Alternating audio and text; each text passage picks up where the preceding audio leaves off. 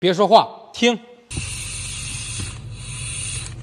给大家讲一个有技术含量的故事啊。前几天有一个女车主联系我说车子打不着火，以为是车子没电了，找邻居车子搭电也没用，于是我让她开视频给我看一下。我发现她启动车辆的时候，车子仪表亮度和顶灯没有任何的变化，也没有那种一闪一闪的感觉。于是我就让她把座椅往前移一点，然后用力踩刹车再启动，结果立马成功，给女车主搞得一愣一愣的，连忙问我是怎么回事。我来给大家揭秘一下，车子在启动的时候，仪表亮度和顶灯没有任何变化，就已经能够排除亏电的情况。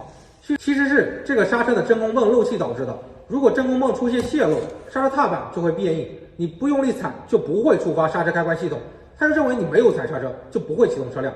所以需要提醒一下大家，当你打不着火的时候，咱们需要确定一下刹车踏板是不是非常的硬。